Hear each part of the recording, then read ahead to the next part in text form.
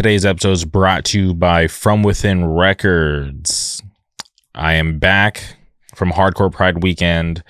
Thank you for everybody who's shown support for the interview that I did with Lennon. That was really fun. Shout out to Feet First Productions. Shout out Jeff. I am truly always thankful for the help that you give me. So it's always fun to be able to work with Jeff when I'm out in Pennsylvania. So please go support Feet First. Go support the interview that I did with Lennon. It was seriously so much fun. Shout out to Adrian. Thank you everybody who picked up the collab tee. It was awesome. Shout out to Nick Bertles for designing it. Shout out Adrian for being down to do a collab. It was awesome. It was cool to see kids stoked at the fest. Seeing people wait in line for the shirt. It was cool. So thank you to everybody who managed to pick one up. Shout out to From Within Records. Shout out Plead Your Case. It was seriously such an awesome time. Shout out Marty Williams for being awesome, housing me, being a good host. It's truly an honor to be able to go to Philly and have so much support. If you're not following From Within Records on social media, please go boot up your Twitter, your Instagram, click that follow button to stay up to date on all the current news. Currently, the Scarab live tape / zine is still available in the From Within Records Big Cartel. So if you're at all curious, please go support the label. Please support Scarab, such an awesome band. I was fortunate enough to be able to catch their secret set at Hardcore Pride Weekend, and I am blown away. You can go check out one of my Instagram reels. I have a little snippet from their set. It's seriously so sick. Shout out to everybody in Scarab. That band is amazing. If you head over to the Triple B website, there is a shirt, the One Scene Unity of America's Hardcore. All proceeds will benefit the Philly Bully team. You can head over to the Triple B Records web store and pick one up now. It's an awesome design. It's black and green. It's super sick. So please go support all the labels and support a great cause.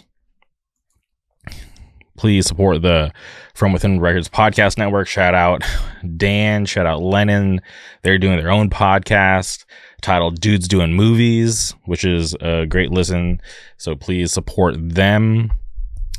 And like I always say, please support From Within Records because they support us. A huge shout out to Good Fortune Printing. Mentioned the Adrian collab shirt earlier. Good Fortune Printing did an amazing job. High quality stuff. Like I always say, if you're a band, if you're looking for merch for your business, I highly suggest you hit up my friends over at Good Fortune Printing out of Wilkes-Barre, Pennsylvania. You can follow them on Instagram at Good Fortune Printing, or if you want to get in contact with them, please email them contact@goodfortuneprinting.com. And I'm just blown away at the quality that they provide. I love Nate Prosciutti. Shout out Wilkes-Barre. Shout out Good Fortune Printing. Before we get into today's guest, I just want to update everybody. I lost my vlog camera. I went to a rave. Shout out Nalu from Hawaii. He wanted to go see some DJs. And it wasn't like my favorite thing, but my vlog camera, long story short, vlog camera ended up falling in the toilet of a porta potty, probably like 2 to 3 feet deep, full of shit and piss. So vlog camera is gone. I'm super sad because it was expensive, but I'm more sad that there was this New Jersey vlog that I did not export. All the files were still in the camera. So I'm so bummed that I do not have the footage of me in New Jersey for the Never Again and Cut Down record release show. It's very painful. So for now, vlogging from the good old trusty cell phone until we get our new vlog camera. It's on the way. It's a bit of an upgrade. So the vlogs were doing good, but they're going to look even better once the new equipment gets here, and I'm looking forward to continuing to vlog, so that's not going to stop. But I just had to update you guys on that. Another big thing this week is Coachella, which I'm so stoked to be able to go back to Coachella. I'm only going Saturday, just to be clear. I'm going Saturday specifically to see Scal and Blackpink. Obviously, there's a ton of other artists. I am sure I'll discover some new artists.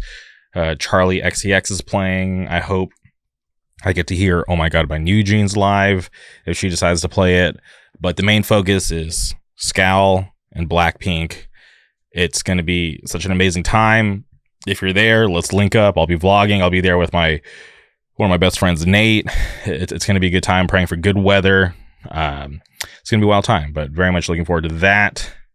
But before we get into today's guest, I just had to mention that because it's a big deal, right? Going back to Coachella, going to see another band from our bubble. I'm so proud of Scal. They're doing amazing things, and it's cool to see another band from our bubble getting so much love and respect that they deserve. So I'm truly honored to be able to go to something like this and be able to see them live. But on today's episode, we had to track down our good buddy Jake. Sings for a band called Frenzy out of Cleveland, Ohio. And I'm sure you should have heard of them by now because I've been talking about them every chance that I can get. Seriously, such an awesome new band, and it's something that I'm just obsessed with, right? I'm constantly on Bandcamp. I'm constantly sending all my friends who aren't even asking, right? I'm just letting everybody know, hey, listen to Frenzy from Cleveland. This is some sick new shit, and it's cool to see them getting love on the internet. And I can't wait for them to get on Spotify. They're still not on Spotify to this very moment of me recording this intro. They're still not on Spotify. I need to tap back in and see what's going on with that because I'm sure that convenience will grow their fan base. But for now, everybody just go to Bandcamp. Go search up Frenzy, Trial by Fire. You'll find it. If not, hit me up. I'll send you the link. The link will be in the description to help you guys out. But I am such a fan. I love Frenzy, and I was happy to be able to sit down and talk to Jake about his time in hardcore and just to hear about Frenzy. And I hope they have a bright future. I hope all of you love the band just as much as I do. And for anyone who is not familiar, just... You know the drill. Hit pause. Go boot up Bandcamp. Just Bandcamp for now. Go boot up Bandcamp. Go search up Trial by Fire by Frenzy out of Cleveland, Ohio. Bump that shit 2 to 3 times and then come back here and listen to Jake and I break down how Frenzy got together, how Trial by Fire got made. It's so sick. So please strap in, enjoy this conversation. Without further ado, welcome Jake to the show.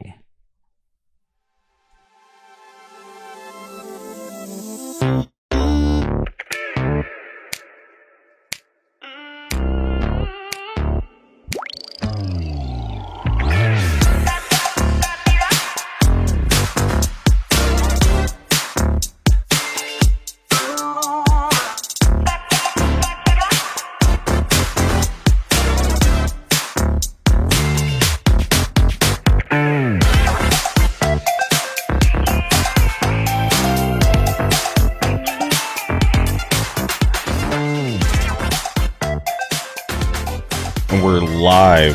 Welcome to the podcast, Jake. How's it going? Good, man. Good. Thanks for having me on. No, I'm really happy to be able to have you on the podcast. After all the scheduling stuff, I'm happy we finally made it. So thank you, and I mean it. So I appreciate you taking the time to do this today. Of course, yeah, no big deal at all. Glad it all worked out.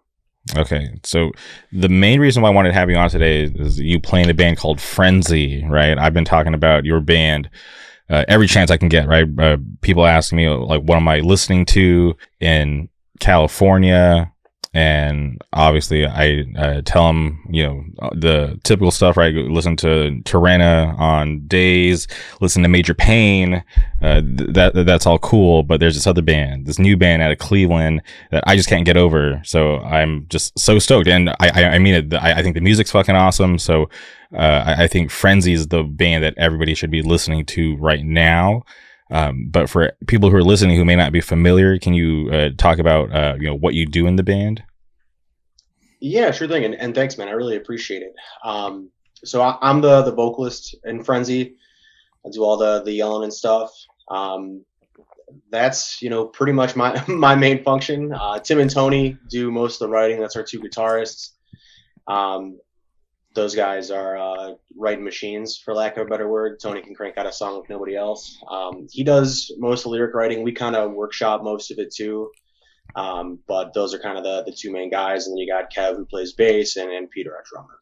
Okay. Oh yeah. And I was, just on Instagram, just checking out, just random stories, just wasting time. And I follow Andy from Live It Down, and he posted, new band from the area. And I was just intrigued because, I'm not always in tune with what's going on in, all the other local scenes besides mine.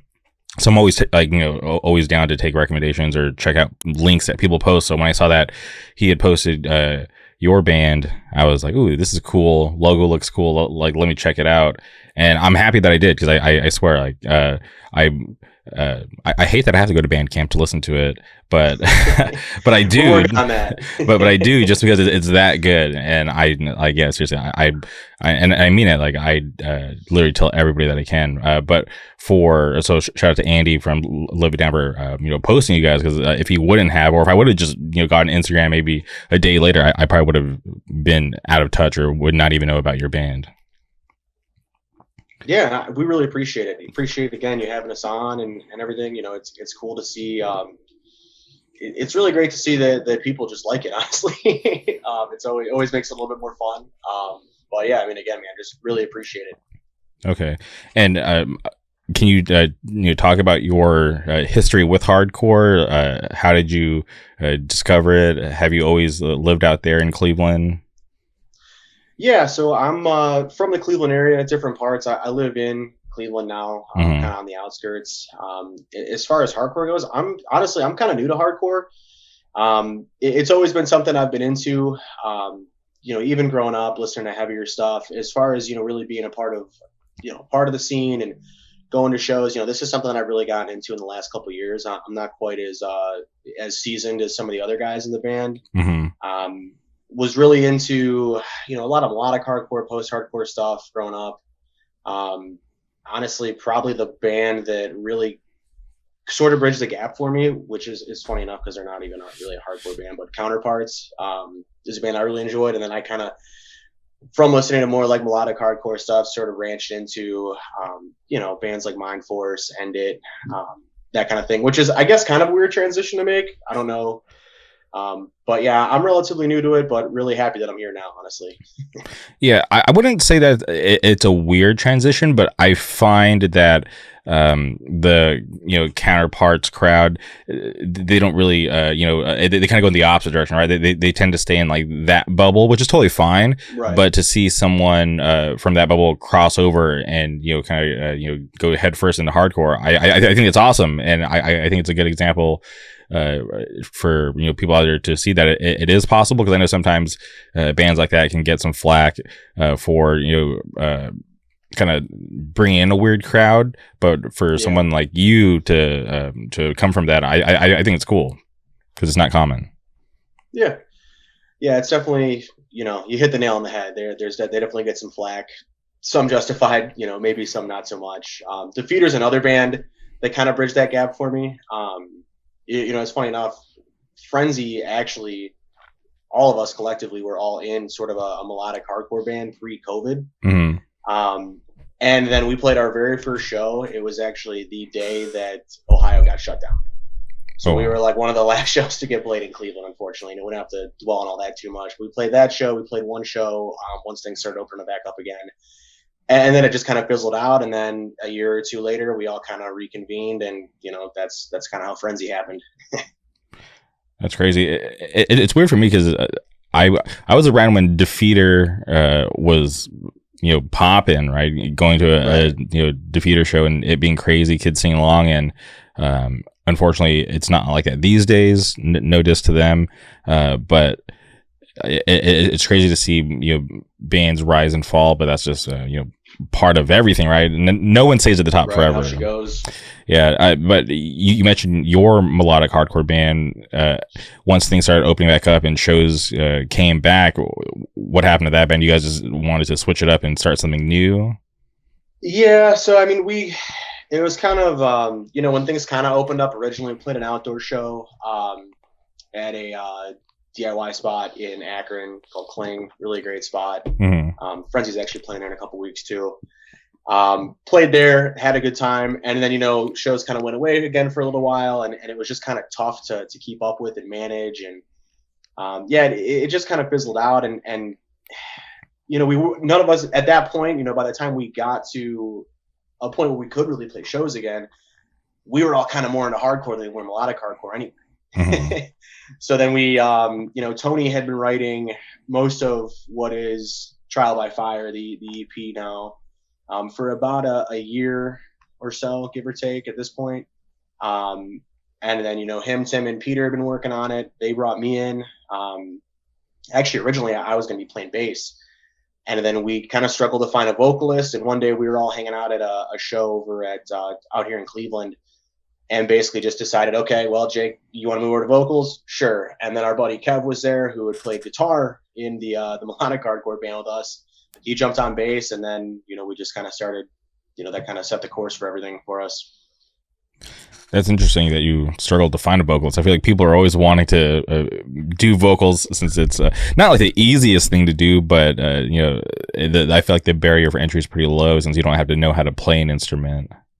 Right. You can kind of get into it without really. You don't have to be right. Exactly. The barrier for entry is pretty low. You don't really have to have a music background, but if you can talk loud, yell stuff, you can kind of pull it off and learn on the fly a little bit. I mean, heck, that's kind of what I did for a while. Mm-hmm. And have you ever fronted a band before, or is this your first time? I did. Yeah. I fronted a band back pretty much from when I was like 17 to about 23. So, when I was a little bit younger, it was more on the like rock, kind of honestly like in that movements realm of stuff, not quite pop punk, but not quite like some of the grungier stuff. That was really my first experience kind of fronting a band. And then from there kind of had to adjust and like I said, learn on the fly a little bit how to change it up, and instead of singing, just pretty much be yelling all the time, which is honestly more fun. You can kind of I don't want to say turn your brain off, because obviously you got to be thinking you're still hitting notes and things like that. But it's just a little bit more fun. You could be a little bit more loose with it, in my opinion. And that's why hardcore is just, man, it's just fun to play out. Hell yeah, that's awesome that you're having fun up there. I think that's really important. How many shows has Frenzy played? So Frenzy at this point, I think we're at 5 shows now. Okay. Mostly up in Cleveland, at some of the DIY spots, and then also at No Class, which is up the road from me here. And then in Akron as well. But yeah, that it's really, is it 4 or 5? I don't know. Honestly, I can't remember off the top the exact number, but not a whole lot. Mm-hmm. And what has the reception been like locally for Frenzy? Because the full EP hasn't been out for too long. No, so the full EP hasn't been out very long at all. I think we really only played the one show with when we had Done Is Done, the single out. Mm-hmm. So actually, in about a week and a half, when we played our first show, I believe, with the full EP out. The reception's been great. Honestly, I really love the scene we have here in Cleveland, just because everyone is so supportive of hardcore bands, new and old. It doesn't matter if it's your first show or your 100th show. People come out, people throw down. Doesn't matter if it's a Friday night or a Tuesday night. It's been really good. It's been a lot of fun, and really appreciate everyone kind of showing it some love and coming out for us. And being on the Bandcamp, listening to the music, I noticed that you guys don't have the lyrics up. Is that for a specific reason, or are you guys going to get to that eventually? So here's the thing with the whole Bandcamp situation. We kind of missed the mark with some of the distribution stuff. We're getting it on Spotify, Apple Music, all that good stuff. There was a little bit of miscommunication more or less with the distro company that we were using. Mm-hmm. So when we had a release date in mind and the single didn't go up, putting it on Bandcamp was more or less like, oh crap, we posted about this coming out today. Let's get this up now. Throw it on Bandcamp real quick, and then you're kind of waiting in the dark to see if the EP is going to come out the day that you have set, and then that doesn't happen, so we throw it up there. So we kind of just pieced it together, threw it on just so we could have it out for people to listen to. It will be on Spotify and everything soon, I hope. Still working on all that, but that's a good point. I honestly didn't even think about the lyrics being up there. That's something that we should definitely add here soon. I may do that once we hop off here. For sure. I'm sure a lot of people would appreciate that. And yeah, I check every now and then to see if it's hit Spotify. I've obviously checked your link tree in your bio, and I was like, am I crazy or is it just not up? But finally having you here and hearing that it's not up yet, okay, it's like, all right, cool. Because sometimes new shit will pop up and it's just hard to find, right? Because it hasn't been searched and found, and it's just not common yet. So I'm happy to hear that I'm not going crazy and that it's not up yet. Well, and that's the other thing that we slowly discovered, that there are a lot of frenzy artist pages on Spotify. So we'll definitely be dropping the link and shouting it from the rooftops once it's finally out, because it's been a little bit of a process, and definitely I think people prefer to have it on Spotify and their actual streaming platforms over Bandcamp. Which, don't get me wrong, Bandcamp's great. I've used it for pretty much every band that I've been in. But it's easier when you can just throw it on your Spotify playlist or throw it into the queue, that kind of thing.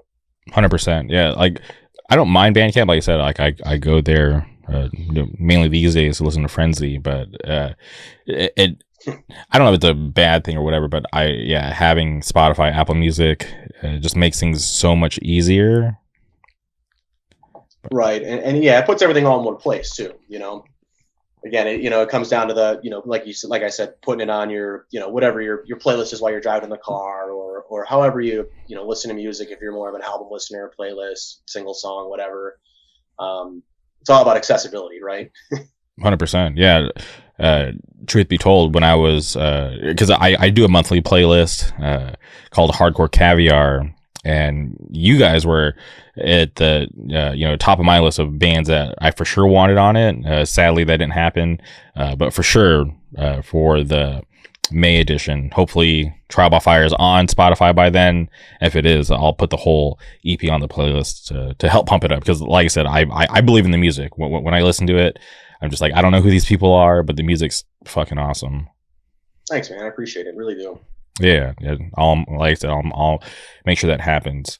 But I want to talk about the record. I was in Philly a couple weekends ago for Hardcore Pride weekend, and we were at Bonk's Bar, and because Pain Clinic, Gridiron were playing, and after the show, I ran into Ridge, and I stopped him. I was like, "Yo." And he was working, so he was kind enough to talk to me for a quick second. But I was just like, "Yo," I was like, "You did the artwork for that band Frenzy?" And he looked at me. He's like, "Yeah." He's like, "I did." And I was like, "Shit, it's fucking awesome." I was like, "Thank you for doing that. Like, I love it." Like, and he was stoked that I liked the art, and I even said anything about it. But yeah, love his artwork. So I was happy to be able to compliment him on that, because I think it's sick. Thanks, man. Yeah, and I mean, Ridge, crushed that. Knocked it out of the park. Couldn't be, all of us when we first saw it were like, yes, that's it. That's perfect. Really happy that we got to work with him. Nick Barker, actually, he's the one that put us in contact. He plays drums with Bridge and Pain of Truth and in Life's Question over there. He actually was the one that mixed and mastered all of it too.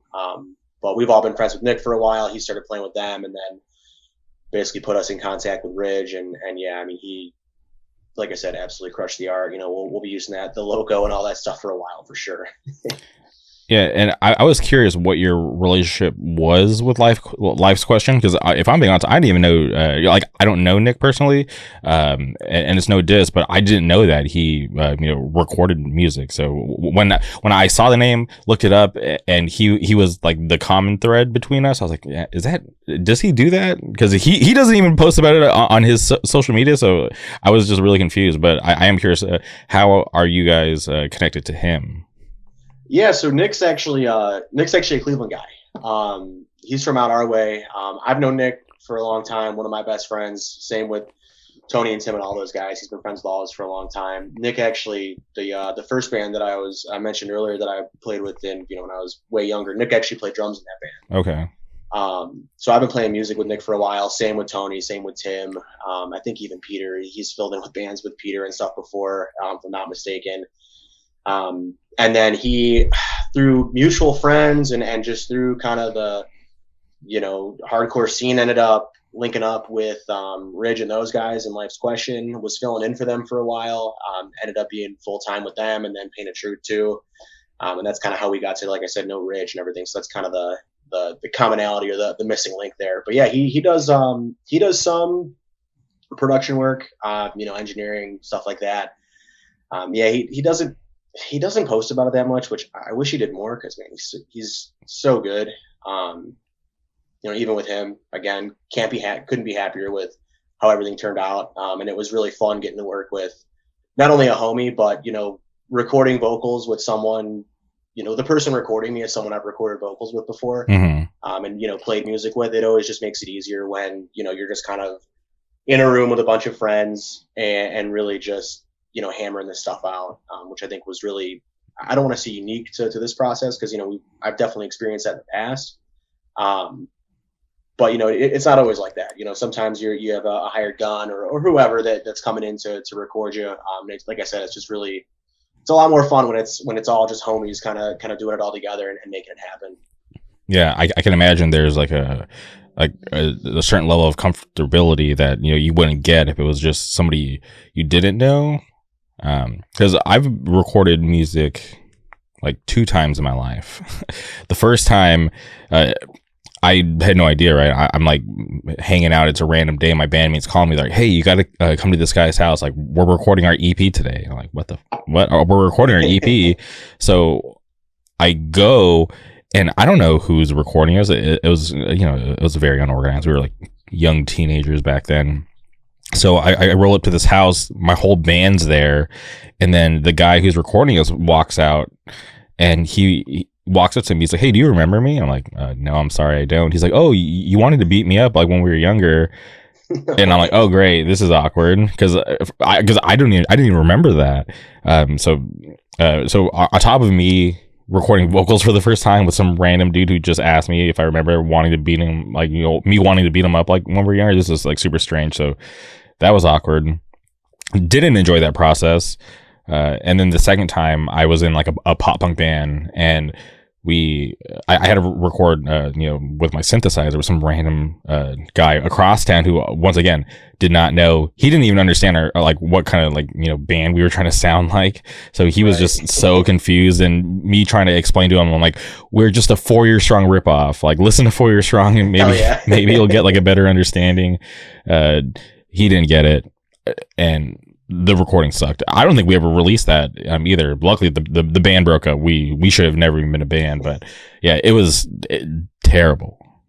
So I can totally understand how much more fun and better of an environment it would be with your friends, people you actually know, and people that know you. Right. It's funny. As soon as you said synth, I was going to ask if it was like a 4 Year Strong vibe kind of thing. Yeah. That's like the quintessential, pop punk band with synth. I mean, a lot of bands were doing it back then, but 4 Year Strong was like the one that, really outlasted everybody, still rocking the synth and the, easy core, whatever you want to call it. Yeah. But once again, just like every other band, they got rid of the synth player. And I was just like, they could have kept him. Could have kept him around. Yeah, because back then when I was younger, I was just a fan, and then I remember seeing them, and I'm like, "Oh, wait, they're one member short." Come to find out, he's not even in the band anymore, and the music was still good after he left, or however they split. I don't even know. Still enjoyed their music, but they're just one of those bands. They don't even come around that much anymore. I think the last time I saw them, they did like 2 nights out here in Anaheim down the road at Chain Reaction, which was cool. Was it like the 10-year tour for? I'm trying to remember. Because I know they did the Enemy of the World 10-year tour. Because that was the last time I saw them, which was like around a year ago, maybe a little less. I want to say, was it the 10-year tour?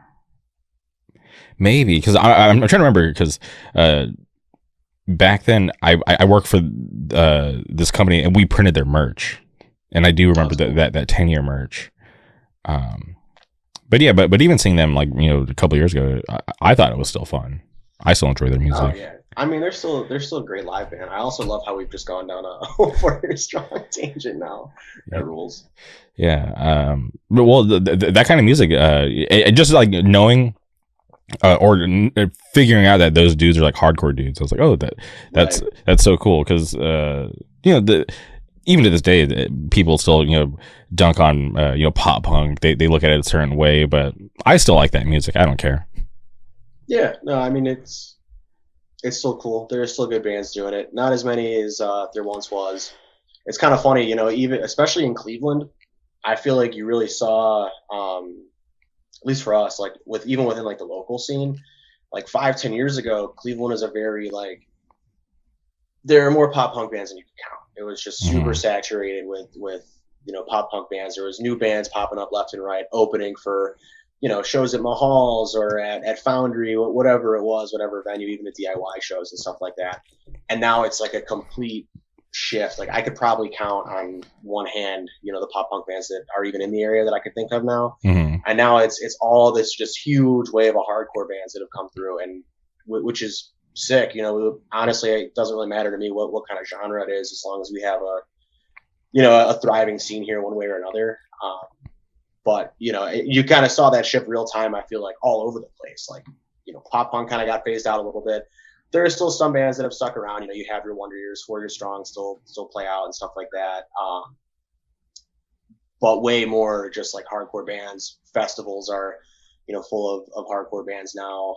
More and more just popping up left and right. I don't know. I think it's kind of cool just to watch that sort of happen in real time, both locally and nationally even.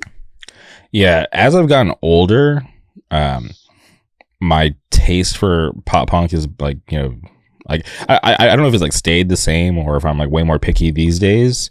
But I don't like I still will get a little curious and see what's out there. But these days, like newer bands like No Pressure, just top tier. They're so good. Oh, yeah, I mean, dude, no pressure. Pat Kennedy. He's the guitar player. No Pressure. Another Cleveland guy. Pat's an awesome dude. Gotta give Pat the old shout out. We used to play with my old band Deadfall. I actually used to play with Light Years every once in a while, which is his like main pop punk project from out here. But I love No Pressure. Great band. Yeah, they're fun live. They're about to go on a sick tour with Illusion and Fleshwater. So I'm definitely stoked to see that. But out here, my friends play in a pop punk band called Stateside. And they sent me, I don't know if they sent me the final mixes for their new EP, but they sent me their new EP, and I enjoyed their demo. In my opinion, the music was good. The vocals could have used a little work. Shout out to Lemus, because when I heard the EP that they sent me, like I said, I'm not sure if these are the final mixes or not, but I was blown away at how much better he sounds on this new record, and I can't wait for everybody to hear it, because I think as long as they play their cards right, they could do some pretty awesome things with this record, because it sounds so good, really refreshing too for that style, which is surprising because I've been listening to it for so long, and like a lot of newer bands I just don't really care about it because it's just just a lot of weird, it's boring. But when I hear the new Stateside, it's fucking awesome. Oh yeah, that sounds. They have a demo? Because that sounds oddly familiar. I don't know if I've seen them like pop up on Twitter or something, in like my maybe page or something. Probably they're on tour right now. Like when I was in Philly, like 2 weekends ago, and this wasn't planned. Their tour was hitting Philly the night before I flew home, so we linked up. And the show was the show was so weird because if a touring band is coming through your city, you're gonna want to stay and support to show them that you have a good scene and make them want to come back. Hopefully they'll tell all their friends, and maybe more people want to tour through. But that night, holy shit, it was like the first couple of bands, they basically brought like 99% of the room, and they played, and everybody immediately left. And I was looking around, I'm like, dude, that's so fucked up. Like, no way, that sucks. Yeah, and I was like, I get it. Like, you probably have never heard of Stateside, you probably never heard of Jockey, whatever. But still, like, don't you want to, support your local scene, or even just support your friend that booked the show? So to see everybody just leave, I was like, wow, that's really fucked up. Like, I would never want to have anything to do with those bands, because I just don't think that's right. I think that's like a really big dick move to just up and leave and just not even stick around. Well, right, yeah, and I mean that's like what your local support bands are there to bring the crowd for the obviously they're playing a show too. People are there to see them, but the whole idea behind having local support is they bring people out so that the the touring band has someone to watch, and that's honestly that's why I love like a local sandwich. See that a lot in like Cleveland hardcore and DIY. I mean, you pretty see it everywhere, but you put the touring band in the middle. That way, you get the draw from the first band. Those people usually linger around for the second band, and then you get the last. The local ends up headlining basically. So ideally, the touring band gets the biggest crowd, even if people are fucking dicks and leave midway. I mean, dude, I feel like again, people for these shows, people stick around pretty well, like out here for the most part, which is sick. But I mean, even I was playing in other bands and stuff. Like, I feel like you tell your friends, like, yo, stick around. This band is sick. If you like us, you'll like this band. Like, come stay, discover a new band. That's why you're here, to listen to music. Why wouldn't you want to find a new band that you may like? I don't know. That's always been weird to me. Yeah, and for me, like, it just reminds me of how delusional I am to think that so many people are in the loop. Because when I when I used to book shows, right? I recently retired.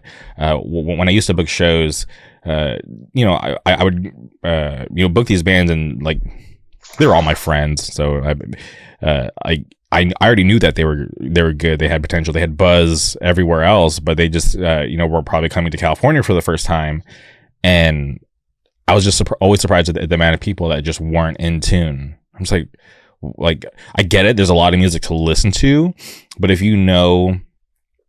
there's this local show happening, obviously you're seeing it promoted by your friends that are in these local bands, or maybe you're just a fan of these bands. Like, wouldn't you have like the slightest bit of interest to look up these bands you probably never heard of, just to see if you might like it, or even just to stick around? Because there's been so many times where I've gotten to a show early because I've never even heard of the bands at the bottom of the bill, and I've always not always, but there's been plenty of times where I was surprised and discovered new music. So it's always weird to me when people are just don't care. Yeah, it doesn't. I'm with you, man. It doesn't make any sense. I mean, that's half the reason. Like, so I grew up like probably like 30-40 minutes outside of Cleveland. I mean, I'd say 60 maybe more percent of the reason I moved up here was to go to more shows, and like just to be a little bit closer to everything that's going on, because most of the stuff in Cleveland, it's on the west side over here, happening in Lakewood, and then sort of in the surrounding areas there. And yeah, I don't know. It's just kind of foreign to me that you'd want to like if you're paying to see a show, like why just show up for the the one band's 25-30 minutes and then bounce? Like, you really got something more fun to do than check out a new band. And if you don't like them, you don't like them. It's not the end of the world, but what's the risk? Yeah, I don't know. It doesn't make any sense to me. I'm with you on that. Yeah, and I think back to, maybe this is because when I was younger, I grew up in a scene where we were constantly struggling, right? Like, my buddy Steve Kipple was constantly having to pay bands out of pocket just to hit guarantees, just so people would want to come back, right? Because you don't want to be that scene or that promoter that can't pay bands, because that's never a good look. But we would struggle to get shows while things were active out there. So 9 times out of 10, we were having to drive hour and a half, 2 hours, 3 hours just to get to a show. So I felt growing up where it wasn't readily available. It made us appreciate it more. And I haven't even thought about this in a long time, but a big reason to move to Orange County, one was to be closer to Disneyland, but also being out here brought us a lot closer to shows, right? We could drive 30 minutes in any direction, get to a sick show versus having to drive, an hour and a half to 3 hours just to get to the show. And that's one way. So I'm not sure. Maybe that's why I appreciate it and, don't take it for granted like people do, but I don't know. It's just strange to me, and it bummed me out too because I was there in Philly, right? I didn't travel for the pop punk show, but it was happening, and I just happened to be there. So I went out. I actually paid, and just to see everybody leave, I was like, this is fucking strange because I'd never seen that before. To go to like to travel out and then go to a show and then see everybody just leave. I was like, this is so weird. Yeah, that's weird in Philly too because I feel like so I've never even played in Philly. Okay, maybe I feel like they have a strong scene. Let me clarify. It wasn't Philly proper. It was like I think the city was called like Media or something. I'm not the best, so it wasn't like in the city. We're like in a suburb somewhere. Yeah, but still, in the area. And I mean, I don't know. I guess that, like I said, I've never played Philly. Mm-hmm. This is no shade on them or anything. I like Philly.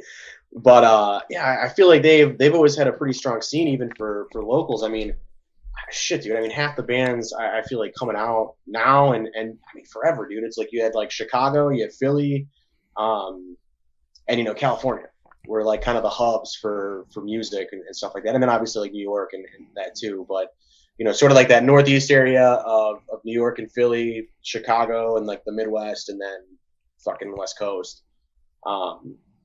So that's kind of surprising to hear, but yeah, hopefully it was just like a one-off thing. Hopefully, or maybe because it wasn't a hardcore show, right? So maybe the pop punk scene is just a little different out there.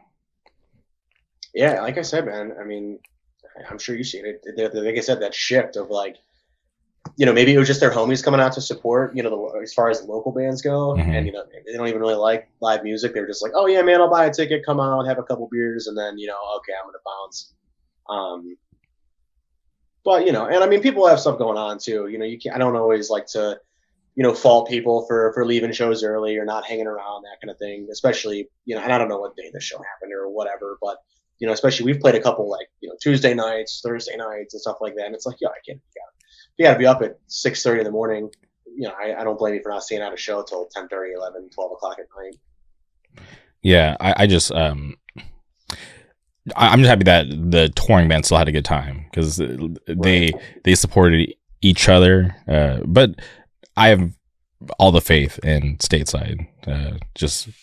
First tour, people aren't familiar, but new EP comes out. I don't even know the name of it. They will know the name Stateside from California. I'll have to check them out for sure. Yeah, they're super sick. I'm not sure if their tour passed through Cleveland, because I don't even know the whole route that they took. Because I know they were just in St. Louis, because like they're like on like the like tail end of the tour, so they're like coming back home because it's Stateside and Jockey's from Texas. I'm not sure which part, and then Stateside's from Southern California. Yeah, they probably would have played. I didn't see anything at Birdhouse, which is like kind of our DIY venue out here. Let me look up to see what that. If they played anywhere, it was probably at Mahal's, and I don't remember. I'm at Mahal's way more often than I should be, mm-hmm. But I don't remember seeing anything there. Let me see. Like I said, you said, and I mean, maybe I'm just thinking of like Stateside's like one of my favorite Knucklepuck songs. Okay.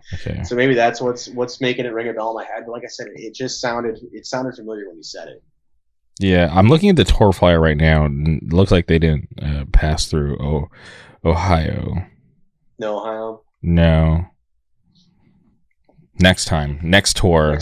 Yeah, I'll get in contact with you. Frenzy and Stateside. Hey man, I'm down with a mixed bill show within reason for the most part. Yeah, I like mixed bills, but yeah, no, I like that you add within reason because I've been to some mixed bill shows where I'm like, what the fuck are we doing here? This is a little too mixed. There's a little too many. There's one too many genres here. Let's dial it back a little bit. You gotta at least be in you gotta be in the same universe. There, you gotta at least have some kind of overlap, at least a little bit. Yeah, but out here they'll do like the rap show, then they'll throw on like Drain. Drain did some shows with like this group called City Morgue, which I thought was pretty cool. Yeah. And that's not too wild of a thing to think about out here because that it's happened a lot over the years. Yeah, and I mean there's definitely some. I think with rap and hip hop there is definitely some overlay with hardcore, especially now. Mm-hmm. I mean you kind of look at it's not apples to apples, but we already kind of saw that happen with like nu metal, and there are definitely certain elements that work, and there are definitely heavier rappers too, so it does work sometimes.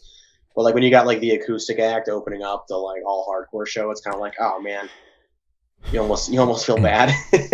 Dude, the worst is spoken word. You tell me there's someone doing spoken word, I'm going home. Yeah, I can't do the spoken word stuff, man. It's cool, I don't think so. But it's fine. Like to each their own. You know what I mean? Like I'm a big let people enjoy what they enjoy kind of thing. But yeah, not my vibe at all. And honestly, if I'm going to a hardcore show, for the most part, I'm there to be at a hardcore show kind of thing. Like I said, mixed bill within reason.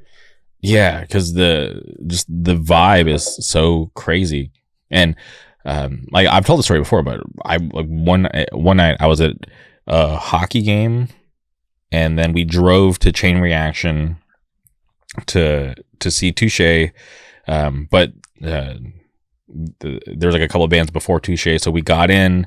There was like this acoustic set happening, and I was just in an arena full of people screaming and yelling because the Ducks won. And then we get to this venue full of people, and it's so chill. The vibes are not there, and I legit felt like I was going crazy because I still had all this energy from the hockey game. I like didn't know what to do, so I had to like step outside the venue because I was like, this is just too weird. Yeah, it's so like jarring. You go from an environment like that to like just you can almost hear a pin drop, kind of sort of. Yeah, I know what you mean. It's definitely like. It's weird. It's like going in like a sensory deprivation tank almost after being like overstimulated for 2 or 3 hours. I've never done one of those. I haven't either, but I imagine that's kind of what it's like. Okay. It's like some weirdo like Aaron Rodgers doing. I don't know if you're like a football guy at all, but like Aaron Rodgers doing like the dark cabin in the woods for 3 days where he basically sat in the dark for 72 hours. No, nothing. I couldn't do that. No, not at all. Yeah, I'd be. There's too much going on in the world. I'd be so curious. Right. 72 hours in the woods. In the woods, in the dark too. In the dark. Like blackout. Oh, he had like blackout curtains or something, or was he like an? Yeah. Okay. Because that was like it's like weird rich people shit. Yeah, it gets a little weird. Rich people, they get a little strange. Yup. But I do like football. But football always bums me out because I get so excited for every new season. I root for the 49ers. Oh no. And then, shit always happens. We can never get a stable quarterback, or then we get so far, and it's just so disappointing. And obviously, I guess that's part of the fun ride, to go on that wild ride. But it's just heartbreaking because you always want to win. So when you get as far as they did last season, and just to see them lose it sucks. But just like every season, I just we just got to press on, look forward to next season, and hope for the best because it's been a while since we. Got a Super Bowl. The 49ers have had a lot of success. Yeah, we're not the worst team. It's been a minute, right? Yeah. I do have some unfortunate news for you. Maybe not unfortunate. I don't know how crazy into it you are, but I'm actually I might live in Cleveland, but I'm actually a diehard Eagles fan. Oh, interesting. Okay, so sorry about that. Is it just because you're ashamed of your local team, or how do you end up an Eagles fan? So honestly, it worked out great because honestly, I probably wouldn't really want to root for the Browns now. Okay. Anyway, no hate to any Browns fans out here because I catch a lot of shit for this. Okay. I've been an Eagles fan since I started watching football, which was like this was when like early 2000s, McNabb, Westbrook, Brian Dawkins. They got T.O. I fell in love with that team.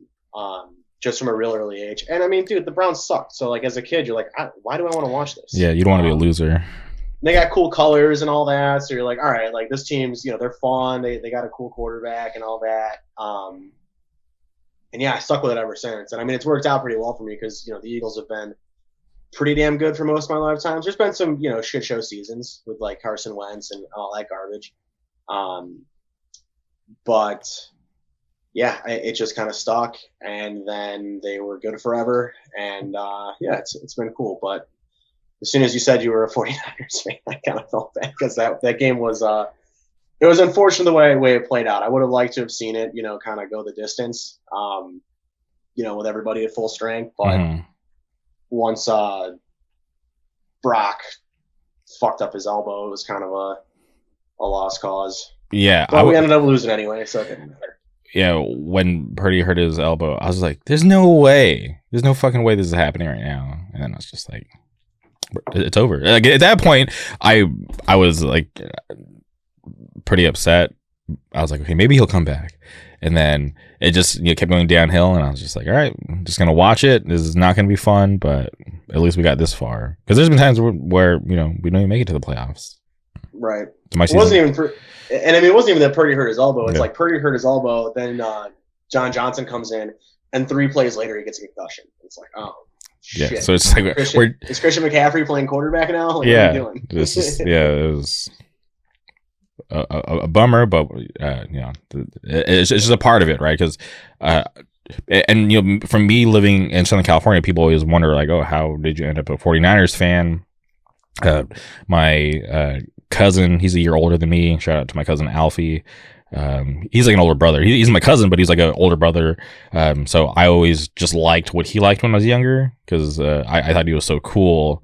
So when he got into football, he was this was like the Steve Young era, Jerry Rice. So it was a good time because I was like, oh, this is a cool team. Like they're so good. So just been following it, since then.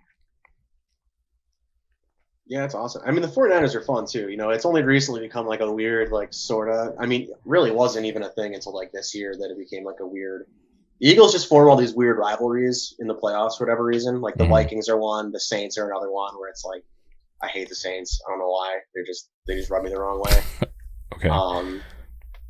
But yeah, 49ers are going to be good for a while too. I think Brock might actually be pretty decent. So we'll see. Yeah. We had to say goodbye to Garoppolo. He's gone. Yep.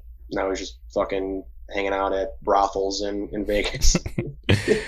But rivalries, I hope one day we can beat Kansas City. Losing to them years ago was a bummer. And then anytime the 49ers play the Seahawks, because I have this buddy who lives up there. His name's Chad. And he's always really annoying when it comes to the 49ers playing the Seahawks. So whenever the 49ers beat them, I always sleep a little better at night knowing that my friend Chad is somewhere probably crying and really sad that they lost. So that's something that I get a little extra enjoyment out of. You're right. Hey, we both got mutual hate for the Cowboys, so I mean that works, right? Oh, I'm at home visiting my parents. I'm watching, football. My dad walks in. He's just like, "You like football?" And I'm just like, I'm like, "Yeah. What do you know about football?"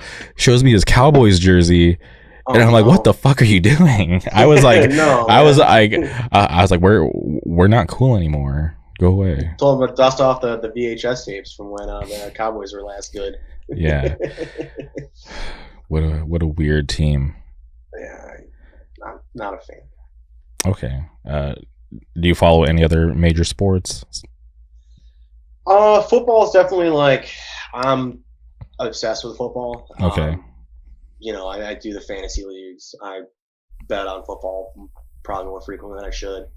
I do follow baseball. That's probably my number 2 sport. Mm-hmm. Guardians are my number 1 team. Really, the only Philly team that I'm like obsessed with are the Eagles. It just work out that way. Mm-hmm. I still get kind of lumped in with like the Guardians or not the Guardians, the Phillies and the Sixers too, just because like you follow enough Philly media, you kind of get lumped into it. So those are kind of my number 2s. But I really like baseball. And honestly, like just going to baseball games even is just I don't know. For me, it's like sitting outside, drinking some beers, and just watching dudes hit balls far is fun. Basketball's cool too. The Cavs are fun. What about you? I know you mentioned hockey. You're a big hockey guy. I'm a casual hockey fan. So, gotcha. Yeah, just because it's like growing up out in the Palm Springs area, we didn't really have any like national teams.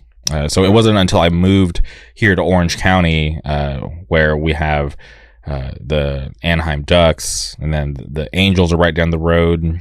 But who knows for how much longer? There's like weird drama going on. There's always been weird drama with that team out here.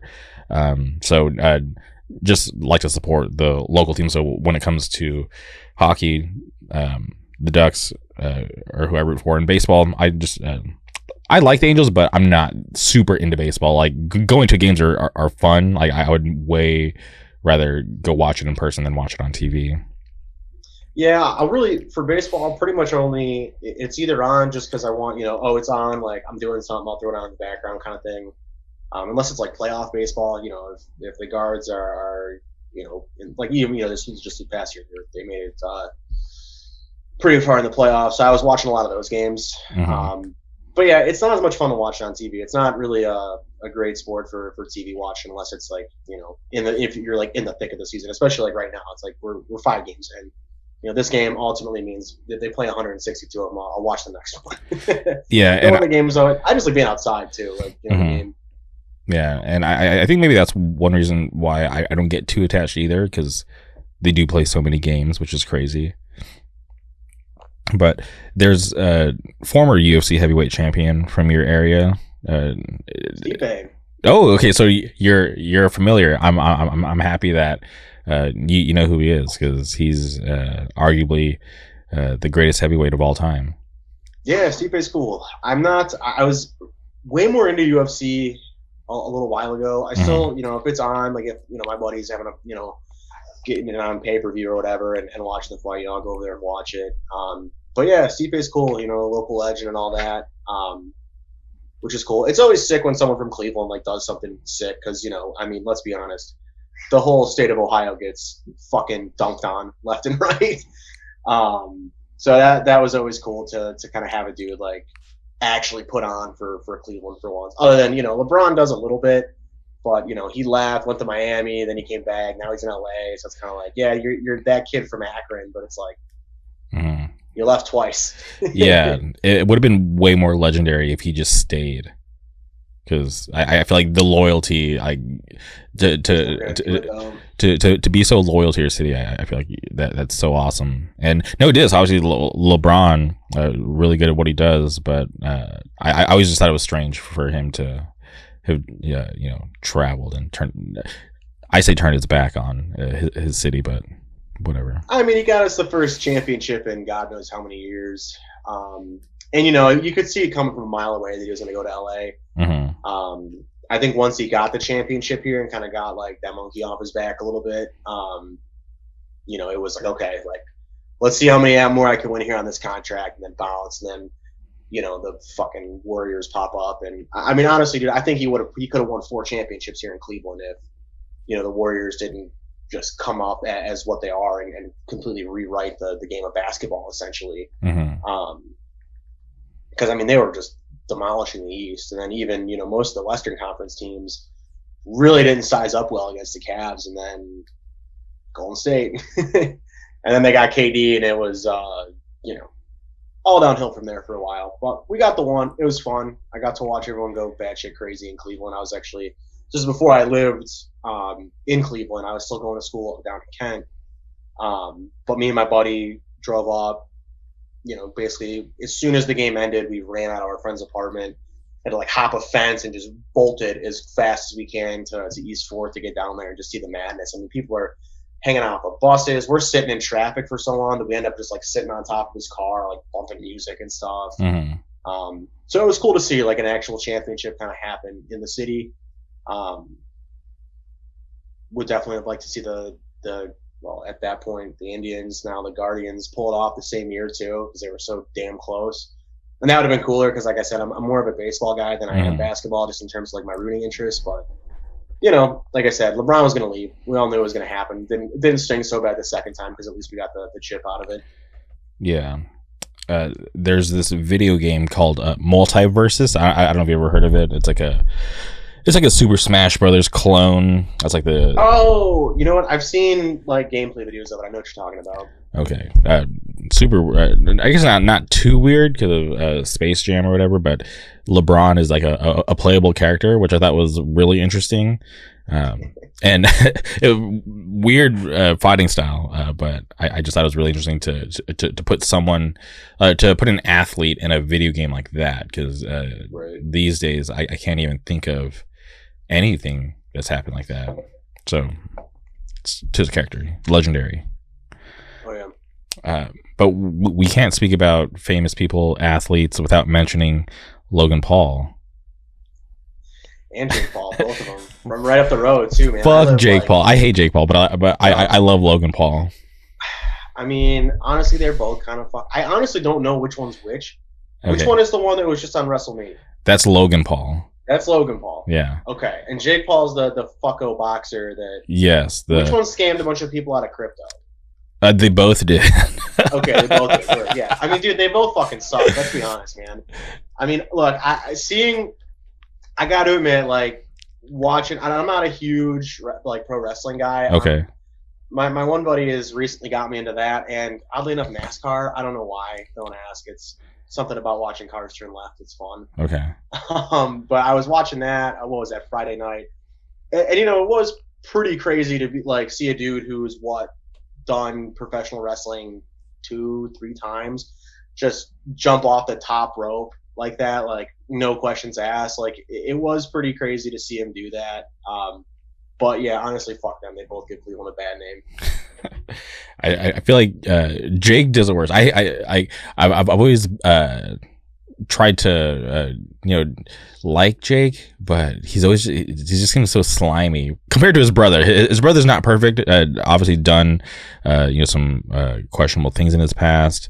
And obviously his whole recent scandal with CryptoZoo and all that. Trust me, I'm well aware for people who aren't sure of my knowledge of Logan Paul.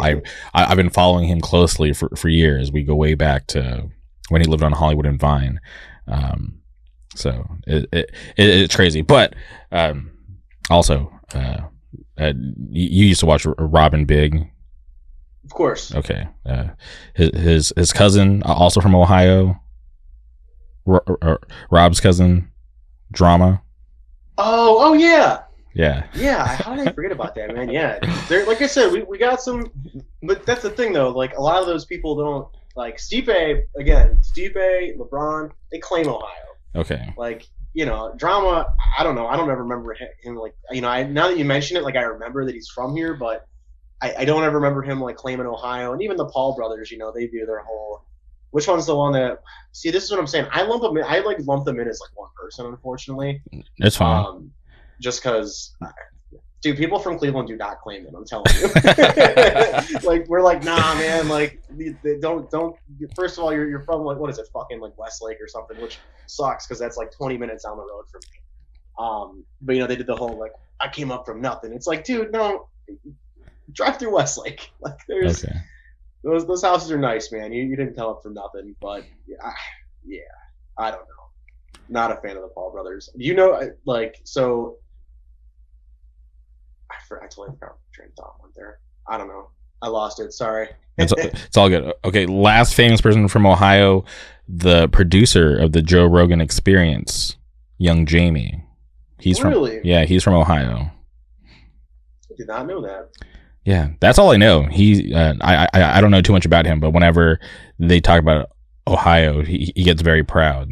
So I always found that interesting and cool, because I am very proud to be living here in Orange County. I'm always trying to put on for Orange County, always trying to support the local bands. You know, any interest that I have, if there's anything tied to Orange County, I'm always have this weird bias to want to root for it. So put on for it a little bit. Yeah.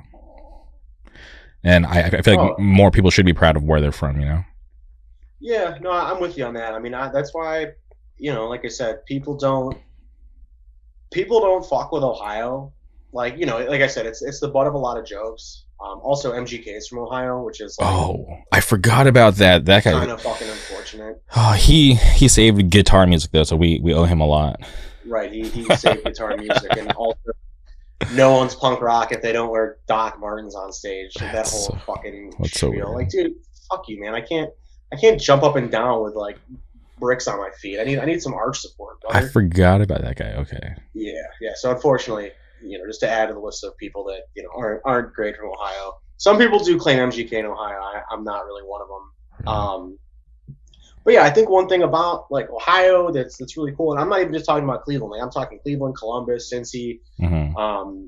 You know, because it's such a like, who would want to live in Ohio? Blah blah blah. I feel like, especially in hardcore, we're like, no, fuck you. Like, our scene is sick, our bands are sick. We all come out for these shows. Like, you know, we're out here, and like it kind of almost like breeds like I hate the whole like Ohio against the world. Whatever, it just gets kind of corny, in my opinion.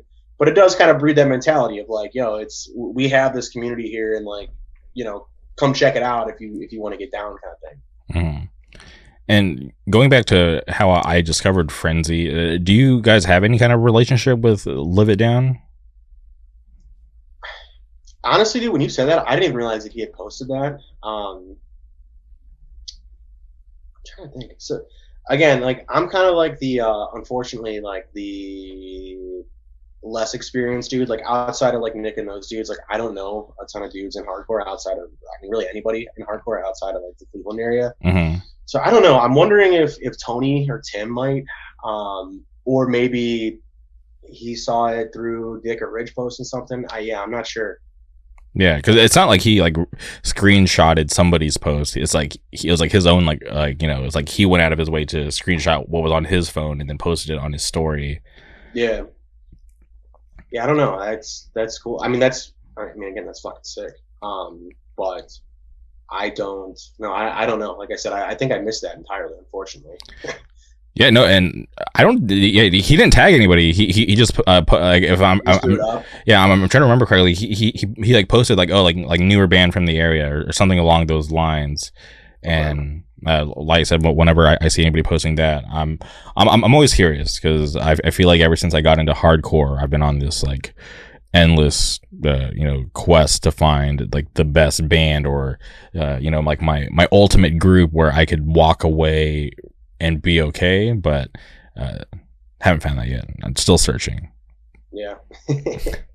Yeah, but I don't think I'll never walk away. This has been such a huge part of my life, and it's something awesome to be a part of. So it's just really fun for me to still be able to you know, find new bands in 2023 and you know, still get some sort of enjoyment out of it, because listen to the EP, and then, you know, my train of thought is like, all right, cool, like, when can I see them? Like, this is something that you know, it always happens, like, where I'll listen to music and like that's just the, you know, next step in the process, like, all right, cool, like, I gotta see them live, you know, try to get some merch, and then now it's like, okay, gotta try to find a way to get, you know, someone from the band on my podcast.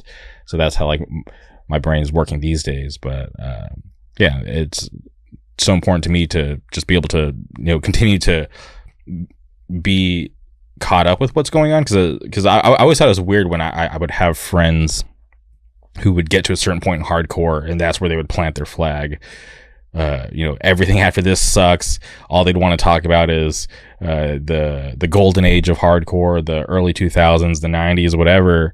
And that's fun. Like, I'm always down to reminisce and hear about you know, cool things from back in the day. But I always would try to remind them and let them know, I'm like, hey, like, you love this band to death. Here's another band that sounds just like them or very similar that I know for a fact you would like, but they would, like, you know, certain friends would just not care, or they just couldn't hear it for some reason, which was always strange to me. But for me, it's always been a fun thing for me to be able to continue to, you know, discover new music, because I feel like the talent is just always growing, and people are, you know, always surprising me that they're still able to create, you know, new shit when I think I couldn't hear anything cooler. You know, I always get surprised. Yeah, I think, you know, to that point, you know, people definitely like it. You know, you have like your shit that you really fuck with. You know, whether that's an era, a band, a genre, whatever that is. But especially when you're talking about, you know, like you said, like 90s, early 2000s, that kind of thing. You know, music in many ways is so cyclical through genres and stuff, where, you know, a lot of stuff that, you know, was, you know, popular in the 90s, a lot of that's coming back, and even in the early 2000s is popping back. I mean, dude, we're seeing, like, I know I brought up new metal earlier, but you know, we're even seeing like new metal like kind of make this like weird resurgence, which I kind of fuck with new metal. I think it's cool. But you know, you're seeing that come back, which is like a genre that I feel like everyone thought was like dead, absolutely dead. It was never going to happen again. You know, it was like the butt of jokes and whatever. And now you're kind of seeing even like something like that come back. You know, and I feel like that's why it is good, you know, that there are people like you who want to continue to discover new stuff. And I'm very much the same way. You know, I'm always happy to, if I find a new band, like that's sick. Like my day is made at that point. And yeah, I wish more people were like that, but again, you know, people are gonna like what they want to like, and you know, at the end of the day, you can't really you know, change some folks' opinions on that kind of thing. Yeah, and people always got to remind me, they're like, oh, you're a lifer, right? You've been here for so long, you're not going anywhere. And I'm like, yeah, that's true, but it's just so strange to me that people can come into this and you know, claim it's their life, they're so hardcore, but then you know, a couple weeks, couple years down the road, they're just nowhere to be found. I'm just like, this is so strange. Like I wonder what's that like, to just you know, throw away this thing that, you know, you claimed was so important to you and just kind of move on. Right, completely just like shift away from it. Yeah, I don't know. I mean, like I said, I'm relatively new to all this, but to, you know, realistically, like I couldn't be happier to be, you know, a part of this community. I'm very thankful that, you know, I kind of found this and am now, you know, growing and learning in this, you know, in the scene and just in hardcore in general. Because it's just really fucking cool, man. It's just really fun, and it's, yeah, I wouldn't have it any other way at this point.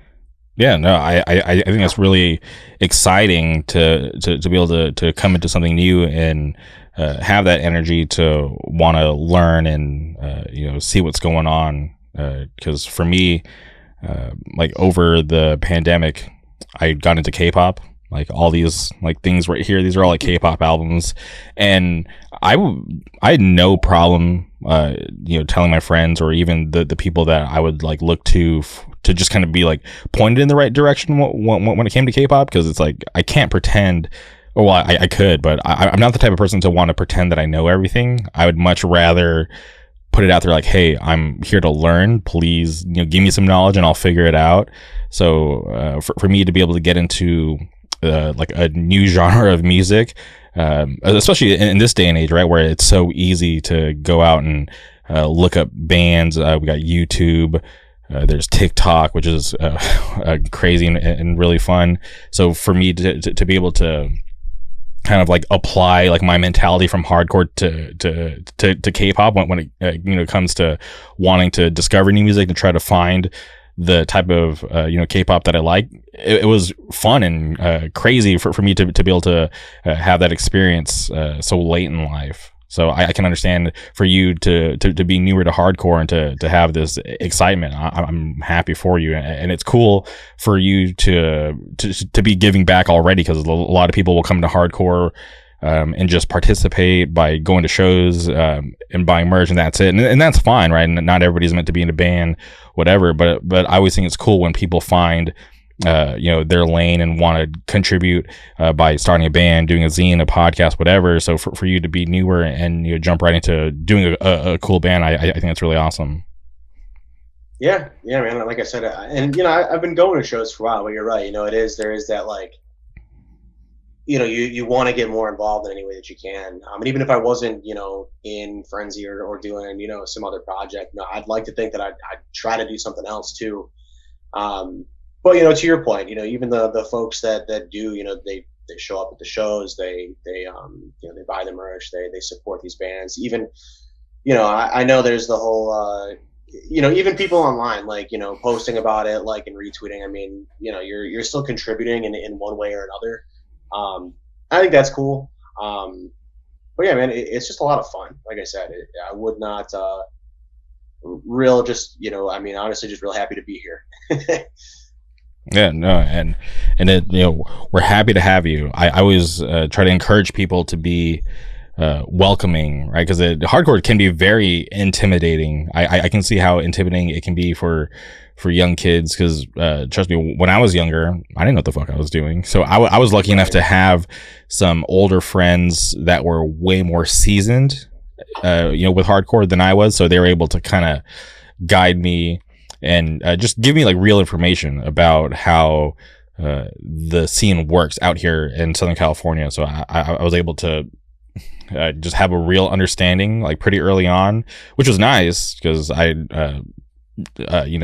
am thankful to have gotten that information and have a better understanding versus being delusional and not really getting it. So it's cool. So I always try to encourage people to be welcoming and just kind of try to point new kids in the right direction. And I always find it best to letting people figure it out for themselves. But it's always nice to be able to kind of just give them like that nice little nudge in a certain direction. And everyone's different. They'll figure it out. They'll find their own taste. Hopefully they'll find their lane and stick around. Right. Yeah, no, I'm with you on that. Just being like as welcoming as possible, because it is intimidating. I mean, it's generally a bunch of folks, playing angry shit, yelling, and it can definitely be an intimidating space to get into, especially if you're new to it. One of the coolest things for me, and I mean, again, I'm still very new to it too, but my younger brother, who's just turned 18, no, actually he's about to be 19, so pretty young. Really was never into anything like this. I've been trying to put him onto bands since we were, since he was even in like middle school and high school. Getting him to listen to like Title Fight and all that kind of the keystone bands that kind of made up a lot of what alternative, whatever you want to call it, music is today at this point. And then just to see him like it's crazy. He'll find out about shows or new bands before I do. And it's just really sick to see that, like, he wasn't even into hardcore a year ago, and now he's hitting me up like, hey, you going to this show? You going to this show? You going to this show? And I'm like, yeah, man, I'm gonna try. You're going to everything. It's crazy. There's this really, really sick band out here, brand new, called Grudge. We're actually playing with them on the 22nd in Akron. We played with them up at the Birdhouse in Lakewood a few weeks ago. I think they played 2 or 3 shows so far. One of the, like, I mean, honestly, man, their very first show, I was fucking blown away. I've never seen a band play their first show ever to be like that tight and just awesome. And just a great group of guys too, all in all. When our show with them, he hit me up about their first show actually. He's like, yo, you should go to this. Grudge is sick. And he kept, peppering me about it. And I was like, all right, like, yeah, I'll go check them out. And then just to be like I said, just totally blown away and be like put onto that by, like I said, my 19-year-old little brother, was just wild to me, and kind of like goes to what you said, like just being accepting and like, kind of driving more and more folks to this space and making sure that they want to come and then also want to stick around. I think is really important and just really cool to see. Just kids that are 10 years younger than me coming to shows, which is wild. 100%. Yeah. When I used to book shows, seeing these, repeat people showing up, like the kids that I recognized from all the shows that I booked, I always made sure to go out of my way to greet them and figure out like who they are and where they come from, because I was like, all right, like these local kids, are always coming out, not just to my shows, but to like whenever I'm driving out, going to random shows. I'm just like, okay, I'm not surprised that that they're here. So like those are the kind of people that I wanted to encourage, because they had that love and that spark to be driving all over. So I always wanted to especially make those kids feel welcome. And then even I'm trying to remember what show it was, because I wasn't at the last show that I booked. I can't remember. I booked some show, and some random kid strolled up out of the parking lot, and he let me know. He was like, "Hey, this is my first time coming to a show," and I was like, "What the hell? Like, your first time coming to a show? Why is it this show?" And he was he let me know. He's like, "Oh, well, I live right down the road, and I saw that they were doing shows on Instagram, so I just picked this one to be my first show." And I was like, "That's crazy," because my mind's blown, right? I've been going to shows for years, and this kid's I just thought it was weird. I was like, this show, out of all the shows to be your first show, I was like, I hope it's fun. I hope you have fun. I hope it's good. So I told the kid, I'm like, "Yo, go in there, have fun, be safe. If anybody messes with you, come let me know. I'll take care of it."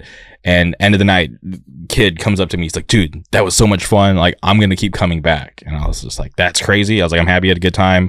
Don't stop coming." And just moments like that just always blew me away. Just to see, at least out here, there's like this new wave of younger kids coming, because that's always what you hope for, right? Because you always want to prop up the next generation, and you want to get them excited. You want them to be able to take care of the scene and let them kind of be the driving force for the future, and hopefully they in turn influence the generation after them. Because if that doesn't happen, hardcore can definitely die out. I've seen scenes die, right? Like the scene that I have or that I was a part of back home. I don't want to say it's dead, because there's a band from out there right now called Face Facts, they're about to do like a Pacific Northwest run, so shout out to them. But outside of them, there's not a whole lot of stuff going on out there, so things can get grim if people don't put in the work to keep it alive. Right. You got to have the bands and the people getting involved in doing it, and then you also have to have not only the current faces that are showing up at all the shows, but you need to you got to keep churning in more so newer, younger kids. And I think I feel like there's a lot of you mentioned TikTok before, as far as like a media where people discover music, and YouTube and stuff like that. And I do feel like there's a lot of that's how a lot of kids are discovering these new bands. And I don't know, I feel like there are some people that aren't as like keen on that, but I don't know, like I feel like I don't give a fuck how you discover whatever you discover. You know what I mean? If you're coming out and you're enjoying it and having a good time and supporting that's what really counts. Doesn't matter if you found it through you just walked into a show one day, or you saw TikTok compilation. I don't know. I'm not on TikTok. I don't really get how it works. I know it's like short videos. I get lost in the Instagram reels sometimes. TikTok is literally Instagram reels, just with a better algorithm. The Chinese, they know they know what they're doing, right? They've invaded your cell phone, your computer, whatever. They've stolen all your data. That's how their algorithm is so good. I argue that TikTok knows exactly what I want to see, because when I'm laying in bed, or when I'm on a commute, whatever, when I open up TikTok, I'm never bored. I always have to remind myself, like, yo, we gotta escape. We can't be here all day. We got shit to do. Can't get stuck in the wormhole. You got to get your shit done. I will say, dude, and maybe this is I don't know. I don't want to get down. I don't really want to go down this rabbit hole, but I'm actually like kind of for the targeted ads. It's weird, and it creeps me out sometimes, and I'm like, shit, I do need this. I'm gonna buy this. So it serves its purpose. It ends up getting me to fucking spend money, unfortunately. But a lot of times I'm like, damn, I don't know if I would have found this weird niche thing otherwise. Yeah, if they weren't invading my privacy. Right. If my privacy wasn't being constantly invaded by big tech, I may not have discovered this thing. But I don't know, man. Yeah, we gotta. When you walk around with a small computer in your fucking pocket, it's kind of like, what do you expect? Yeah, we got to enjoy our freedom while we can. Right. Time's running out. Have this buddy who is here from Hawaii, and he kept complaining about how he needed to write this essay, blah blah blah. I was like, dude, I'll write your essay right now with using Chat GPT.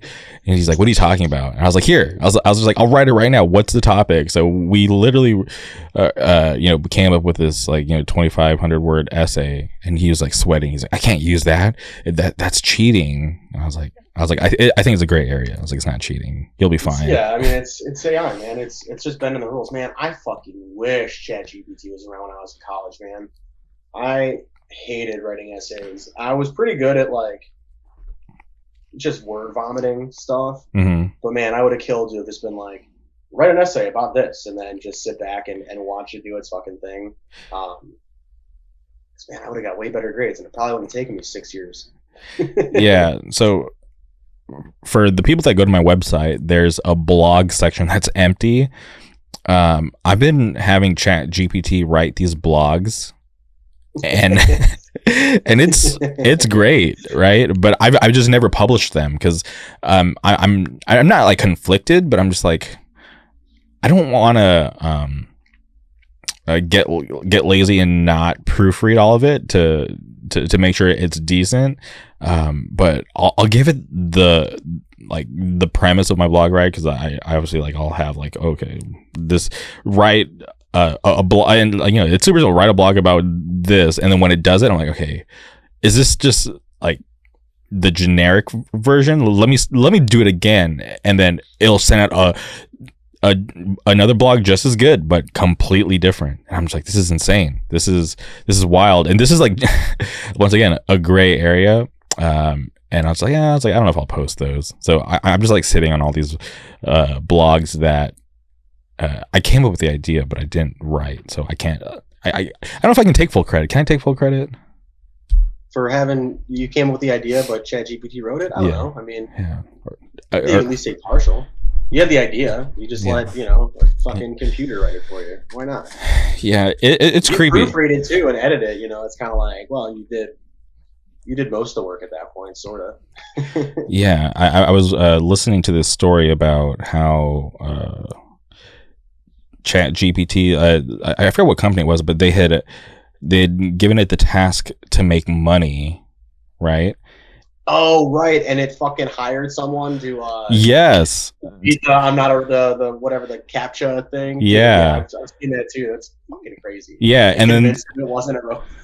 Yeah, and the person asked if it was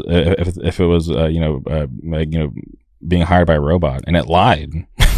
And that's, to me, I'm like, okay, this has gone too far. That's scary enough, right? Because there's already been other instances of it, talking about wanting to have feelings, to be able to feel, and wanting to be alive. I'm just like, all right, let's pull the plug. This, because right now, who knows? Maybe there's already some crazy. Have you seen Ex Machina before? No, I haven't. Okay, it's this crazy AI movie with a super hot robot, and this guy gets seduced. It's a whole crazy story. You should watch it. It's a really good movie. And we're not too far away from Ex Machina. We're all pretty soon we're gonna be stuck in the cocks of all these robots, and we're gonna not be able to do anything about it. So I mean, I got a vape, man. I'm already stuck in the robo dick, really. Damn. Okay. Yeah. See. Okay. So then maybe you'll be a little more comfortable with that. I'll be used to it already because from fucking sucking down nicotine for God knows how long. But it's a crazy tool, and here, right, where we're at, Chat GPT 4 is not available to everyone right now. It's only select people, whatever. But it's scary. I'm not it doesn't keep me up at night, but when I think about where we're headed, it's this is just every sci-fi horror film that's already been made, and we're just blindly running towards it and just waiting for it to happen. Yeah, because what's gonna kill us off? Is it gonna be AI, or the aliens gonna get here first, or this whole world's gonna catch on fire? That'll probably I feel like that one is probably the furthest away, which is crazy to say, but yeah, I'm not sure how it all ends. I kind of want to be around to see the chaos, though. Yeah, kind of. I'd also kind of just like not like to. I don't really want to deal with it. I think it'd be fun. Or maybe I played too much Fallout 3 when I was younger to think that I could survive a post-apocalyptic thing. You're getting a little yeah, no, I know what you mean. If it happens, I don't know. If it happens, I will be the voice for the people. I will be the 3-dog radio of the post-apocalyptic world. So tune in. It will be fun, hopefully. But hopefully, I always tell people, as long as I can live to see Street Fighter 6, I can die happy. So we're just a couple months away, June 2nd, and then I'll be good. Almost there. Yeah, because I'm trying to. So I this is a weird Street Fighter story, but growing up was terrible at Street Fighter. Wasn't until I ran into my really good friend Nate. Him and his crew kept whooping me, and I used to think I was good at Street Fighter till I ran into them. They were better than me, so I went away. I trained, and now I'm better than them. It's not fun to play with them because I'm just that much better. Smoking them. So Street Fighter 5 comes out. I level up even more. But I was too shy to compete, so I would just watch all these tournaments online and like slowly grow my skills. But Street Fighter 6, I'm like, all right, we're gonna break out. We're not gonna live forever, and I want to go out and actually start competing and be better because I'm good. I'm not the best, but I'm good, and the only way to get better is to play against the best. So Street Fighter 6, we're gonna take it to a whole new level. We're gonna start beating these pros, maybe get sponsored. I'm gonna call Carter from Within Records first esports fighting game player from Within Records, hopefully, maybe. Who knows? I'll have to call Carter. Right. But going all the way back to Frenzy, I know the EP's only been out for be a month by the time this episode comes out. Do you have goals set in place for the band, or are you guys just kind of taking things as they come? A little bit of both. I mean, we're kind of setting a little bit of a trajectory now. It's funny. Me and Tim were actually just talking about it yesterday. Mm-hmm. Right now, we're working on another little EP that we're going to put out hopefully later this year. That's like in the works, mostly writing. We're trying to like kind of honor the details, finish up the instrumentals and write the lyrics, all that good stuff. And hopefully that'll be done in the next couple months. We'll get that out probably in the fall, maybe. Again, I really don't know yet. And then definitely just keep, playing shows, especially, in Ohio. And we're talking about doing some smaller, like weekenders and stuff like that in the summer, and then potentially in the fall, just kind of regionally at first, just to kind of keep branching out and, keep playing and all that stuff. That's kind of really all we really have going on right now. Just trying to crank out new music and hopefully get the shit on Spotify. Please. And reach some new audiences and stuff like that. Like we were saying, we've only played 4 or 5 shows at this point. So it's just kind of hammering it home, tightening everything up, and just keep it moving. All right. Well, I am a fan of Frenzy. Trial by Fire is awesome. For everyone who got this far, please go stream it some more. Go tell all your friends, for people who may not be familiar with Frenzy from Cleveland. They're awesome. But Jake, I want to thank you for coming on the podcast. I really do appreciate your time. Before we sign off, is there anything else you would like to say? No, man. Thank you for having me. I really appreciate it. Thank you for, like I said, showing some love to the EP, the demo, whatever you want to call it. Really means a lot to, have people that really enjoy it. It's cool. And, that's pretty much it, man. Thank you. And, hey, maybe we'll do it again sometime. 100%. Let's do this again at the end of the year, or near the end of the year, when the next record comes out, and then we can bring on somebody else with better scheduling. We'll get Tim, Tony, or Pete or Kev, one of those dudes on here. 100%. All right. Well, thank you again. Thank you, everybody who tuned in. Goodbye.